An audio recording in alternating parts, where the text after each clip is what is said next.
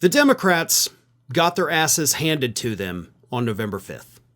And actually in the, week or so that followed, they continued to kind of lose a little more here and there. It was bad. There's no way around it. The Democrats did not have a good year. Not a good election cycle. Going to be a rough 2 years. And so the question among the Democratic Party right now is, one, who the hell do we blame for all this? And everybody's pointing their fingers at each other, even though they're all collectively responsible. But the bigger question, and this leads me to a question from another user, is who the hell is in charge of the Democratic Party right now? Or more importantly, who will be in the near future?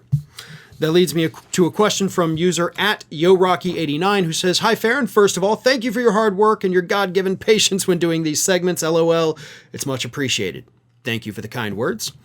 While it may be too early to call, who in today's Democratic Party could you see emerge as the leader or leaders in future elections and possibly be a good choice to run in 2028? Thank you."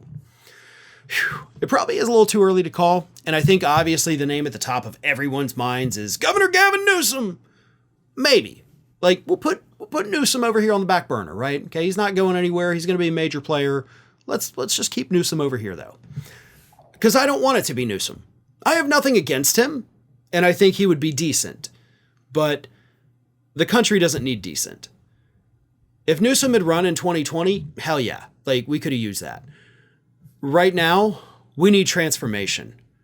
So who is going to transform the Democratic Party? First and foremost, we got to elect a new DNC leader.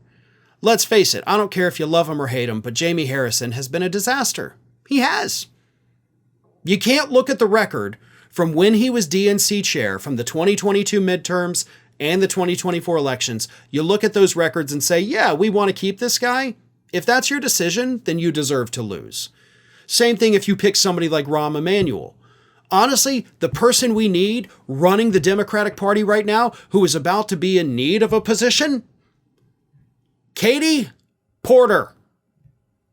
Katie Porter would be a transformative leader for the Democratic Party. And that is who I would love to see take over the helm of the DNC.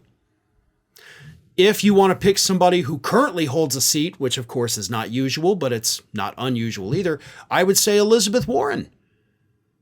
But I think Katie Porter and Elizabeth Warren are the two strongest voices within the Democratic Party today. The reason I'm not saying Bernie Sanders is because technically not a Democrat, so okay, right, we'll deal with that. Love Bernie, but if we're talking about inside the Democratic Party, which I think is where we have to be, Elizabeth Warren and Katie Porter, the two most important people, my two favorite people, love them to death, hope that they have so much success in the future. Katie Porter, of course, ran for the Senate seat in California, which means she couldn't run for re-election in her House seat, so she's out. Give her that position, or let her run for that position, all right? No, don't just hand people things. So I think Katie Porter could be a leader going into the future. She is strong. She is smart. She is a fierce fighter, and she is not afraid to take on people bigger than her. There's too many in the Democratic Party who do not have those traits. Colin Allred. Yeah, he lost to Ted Cruz. Guess what? Any Democrat you put up against him was probably going to lose to Ted Cruz in Texas. Colin Allred is an amazing fighter. He is one of the most amazing speakers that I've ever seen. He could run for president and win.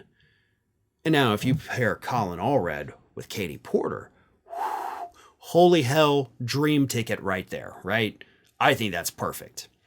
But those would be my two picks. Of course, I want to see Elizabeth Warren more involved. I want to see her with big sway, big influence on the Democratic Party itself as we rebuild this party after the shellacking we took in November. Beyond that, if you want to look at somebody who maybe is a little bit more middle of the road, but still pretty good, Illinois Governor J.B. Pritzker.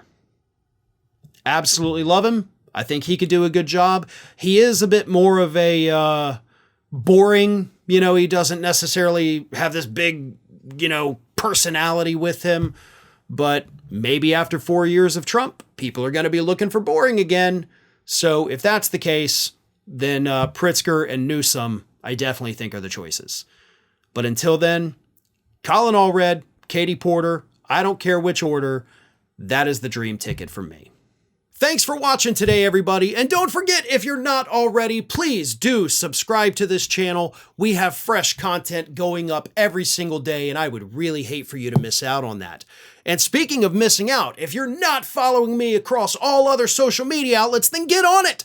You can follow the links in the description of this video.